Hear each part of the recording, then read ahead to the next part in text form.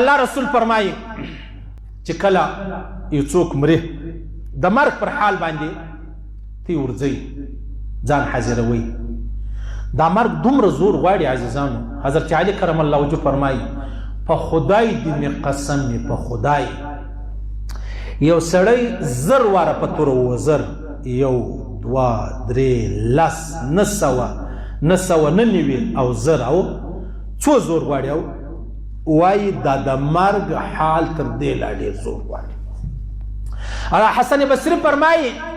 دا د انسان چې روح خیږي تر ټولو مشکل ځای دا دی چې دا د روح د حلق لره ورسیږي. حلق چې راورسېدی دا تر ټولو مشکل ترینه مرحله ده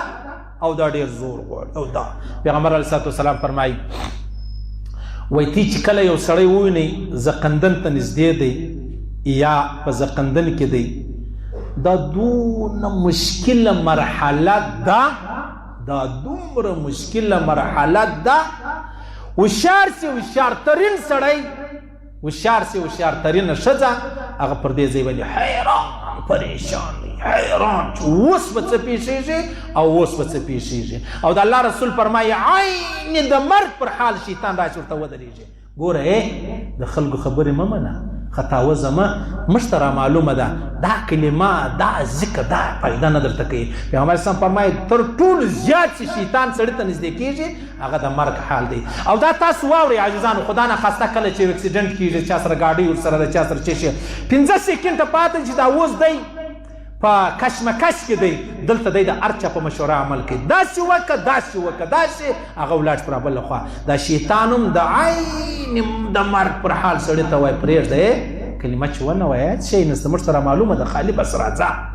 د الله رسول فرمایي چې هر څو لوی عالم هر څو لوی هوښیار هغه حیران په حیرت کې چې اوس به خدایه څه کوم اوس به خدایه څه کوم. بیا روایتو کې راځي پیغمبر علیه الصلاة والسلام فرمایي چې کله د چا زقندن سو زقندن یې سو راسئ یاسین شریف ورته ووایاست. یاسین شریف کرار یې وایه په زور یې وایه ستا خپله خوښه ده. اوس خو الحمدلله جدیده زمانه ده اوس که قرآن پاک نږدې نه ولو په یاد مې نه دی د موبایل راوکړ د یاسین شریف ور ووایه. د الله رسول فرمایي مرګ به الله ورته اسانه کړي مرګ الله د دا یاسین شریف په خاطر ورته اسانه کوي. بیا د الله رسول فرمایي یو سړی داسې مریض سو چې هغه مرګ ته نږدې سو 40 واره دې ووایي لا اله الا انت سبحانک انی کنت من الظالمین. دا ووایه 40 واره که مړ سوې الله مرتبه د شهید درکوي او که بچاو سوې الله ستا مغفرت چې دی هغه فرمایي الله ستا مغفرت چې دی هغه فرمایي. بیا د الله رسول فرمایي وایي چې کله یو سړی د مرګ حال ته نږدې سو راسه تلقین ورته وکړه دا چې کله اوس د مرګ سو چاره نسته د مرګ سو چاره نسته خدا مکه کله بابا ده کله ادې دی کله ورور دی کله انډیوال دی کله اکسیډنټ وسو کله مسلې خو ډېر دي کله هسپتال کې کله څنګه بس په دا پوس ولې چې یاره حالات ټیک نه معلومیږي بس د ځان سره وایه لا اله الا الله د ځان سره درته وایم چې ووایه دا حالات ډېر مشکل دی ډېر سخت دی د ځان سره وایه لا اله الا الله اشهد الله چې د شروع کا خوله مطلب په خوله په پوری کا په کلمه بس ته پرېږده. د الله رسول فرمایي من کان آخر کلامه لا اله الا الله دخل الجنه. د چا چې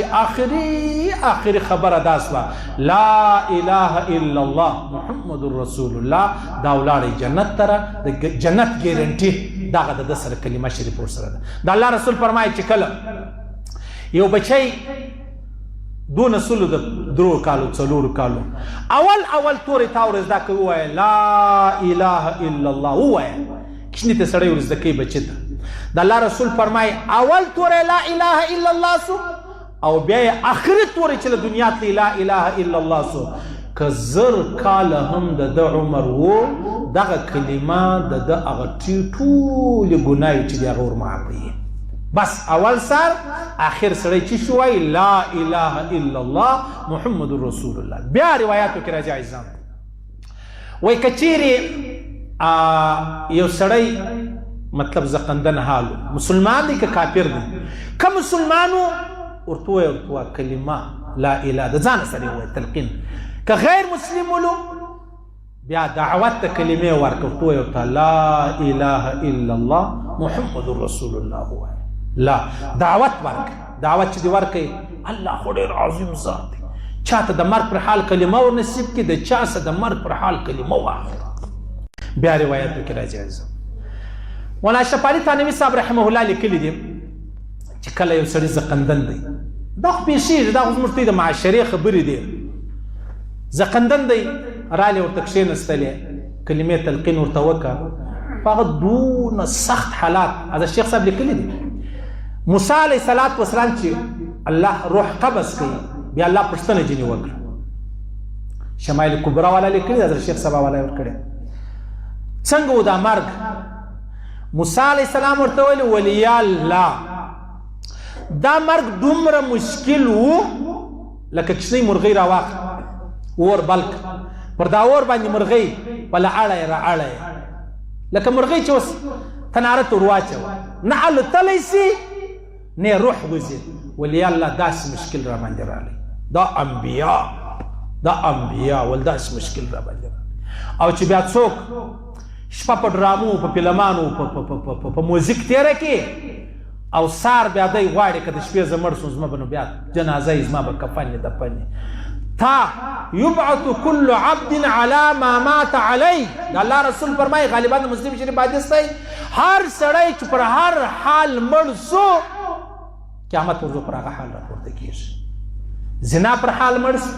نعوذ بالله د زنا پر حال به راپورته کېږي فلم دې کتی ډانسونه دې کتل موزیک دې کتی فلمان دې شعرول مرګ در باندې راغلی د زړه چټکي دي هر څوک په دغه مخته دی چې ولاړې د الله رسول فرمایي د قیامت په ورځ به دغه د ډانس د موزیک د فلمان د کتلو څه حال دی پر دغه حال به الله تعالی راپورته کوي الله زموږ خلک دا رقم دي چې ماخستن پرې وځي تر 2 بجو فیسبوک ته ناست دي الله الله الله الله الله بیا نو بیده سوی وخت بیا چې سار راپورته شي ملال راشي وایي دا چپه خوب مې لیدی نو چپه خوب تا آیت کرسي وویله تا څلور قله وویل تا درود یې سپاره سبحان الله الحمدلله الله اکبر وویل ته به چی شپه خوب وینې خامخا به اور په خوب وینې په دې کې نورې خبرې ته څه ولې اوس حضرت تانوي صاحب فرمایي یو سړی د مرګ حال دی سخت حال دی تر خولې په ځان نه پوهېدي د کفر کلمه وویل نعوذ بالله زه خدای نه منم زه کلمه تانوي صاحب فرمایي خبره شعروه مه نشر کوایه مه چاته وایه مه پروا نه لري دا دومره مشکل حال دی چې دته اندازه چې دغه نه ورکوي ودته اندازه نه ورکوي لهذا په دغه حال کې الله رب العزت دی په دا خبره باندې نسي نه دی په دا خبره باندې الله نه نسي نو لهذا خدا مکه که داسې حال رالی خبره به نه شیري او چې چا کلمه شریفه شروع کړله بیا پروا نه لري او روایتو کې راځي آخره خاتمه چې دغه سړی پر لا اله الا الله داسې څه وجه شته چې د انسان آخره خاتمه پر ایمان پر کلمه نسي وجه یې څه شي یوه وجه دا د عاجزانو یوه زنانه وه پیغمبر علیه السلام لره علامه بیهقي روایت نقل کړی پیغمبر اسلام لره آل راواستو چې یا رسول الله زما خاوند ډېر په عذاب دی روح یې نه خېږي تراس پیغمبر اسلام صحابه کرام راواستول هغه نه کېدل بیا پیغمبر اسلام لره آل واست یا رسول الله ته په خپله راسي دی رالی په خپله ویې کتل هلک ډېر په عذاب دی ډېر کلمه هم په خوله نه ورځي او ډېر سخت حال دی پیغمبر اسلام یې د کور والا څخه پوښتنه وکړه ول دا مور پلار لري ول یا رسول الله پلار نه لري مور یې ژوندی ول چیرې ده پلانې کور کې ول ورسره یې وغواړه که نه یو تازه درسم خیر مور یې سپین سرې ښځه وله کړې لګول راغله چې راله ورته ویې ویل ول دا زوی څنګه زوی دی ول یا رسول الله دا زما دی زوی دی چې د دا مینې پر سر بې زه بې عزته کولم د دا مینې د دې ښځې پر سر بې زه بې عزته کولم زما احترام زما قدر یې نه کوي ډېره زیره کړی د الله رسول اعلان وکړي ول ورسې بوټې راټول کړئ اور بل کړي دی اور هغه ول یا رسول الله اور دی ولې وراچي هغه ول که زه نور واچوم الله یې جهنم ته اچي ول یا رسول الله نو زما خو زوی دی زړه مې نه پر کېږي ول نو که دا خبره ده وده ته معافي وکړه مور یې ورته وویل یا رسول الله ته ګواه اوسه ما دی معاف کړی چې دا خبره وکړله هلک وویل لا اله الا الله محمد رسول الله سایه وختمه د مور بې احترامي بې قدري د مور بې عزتي او د مور خیال نه ساتل د مرګ پر حال الله رب العزت کلمه جن اخلي کلمه کړي دا ځوانې علقمه نومې دی علقمه ښکاره مثال دی چې د کور والا احترام د مور بې احترامي یې کوله الله رب العزت ودته په ژوند کې لا دا ښکاره کړه چې د مور قدر څو دی او د کور والا قدر څو او بیا روایتو کې راځي ابو بکر وراق رحمه الله فرمایي 3 کسان داسې دي چې الله د مرګ پر حال کلمه جن اخلي اول سړی هغه دی عزیزانو چې پر خپل اسلام شکر نه ادا کوي ګور هر سړی الحمدلله کور لرم الحمدلله بچان لرم دکان لرم موټر لرم جایداد لرم پلانۍ دا موږ ټول شکر ادا کوو لیکن په موږ کې ډېر کم داسې شته الحمدلله زه مسلمان یم زه کلمه ګو یم الله ماته کلمه راکړې کم سړی چې د اسلام پر خپل اسلام شکر نه کاږي د اسلام شکر نه ادا کوي نو دا ابو بکر وراق رحمه الله فرمایي د دې سبب الله ایمان اخلي دا یو سړی دویم سړی هغه دی وراق رحمه الله فرمایي چې کم سړی د اسلام په تللو نه پریشانه کیږي د اسلام په تللو اسلام جنې ولاړی ایمان جنې ولاړی نه پریشانه کیږي وای الله رب العزت د دسه ایمان او اسلام چې دی هغه خامخا جنې او دریم سړی هغه دی چې هغه پر مسلمانانو ظلم کم سړی چې پر مسلمانانو ظلم کوي پر اهل اسلام الله رب العزت د مرګ پر حال د دسه کلمه چې د هغه اخلي د دانش ویلي لا اله الا الله محمد رسول الله او مشتیتون عزیزان ظلم علیده خبره ده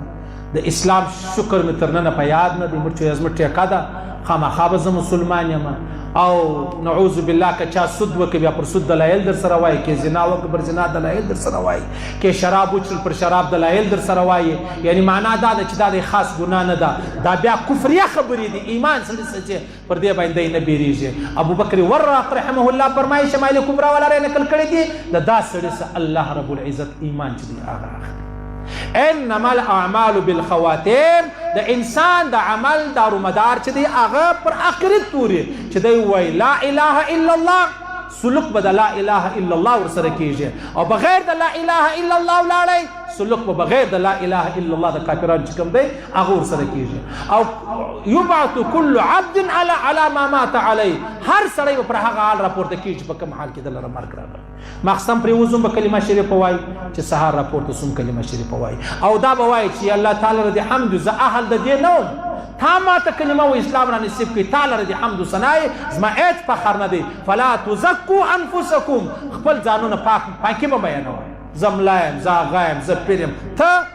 نه دا خبره نه ده چې څوک پاکي نه بیانوي الله رب العزت د دا بړای دا بړای چې کوم دی د ځان بیانوي هغه نور کوي او چې څوک عاجزي کوي الله رب العزت په احسان سره کوي خیر عزیزانو الله رب العزت کلمه شریفه نه راساخلي الله رب العزت ازمایش نه را باندې کوي خدای دې د بدمرغي او د بدقسمتي وساتي ته ټول بچان قریبان عزیزان ټول عالم اسلام بلکې ټول عالم کفر دعوت او تبلیغ مقصد دا دی ټول عالم انسانیت دا وایي چې مری دا وایي لا اله الا الله محمد رسول الله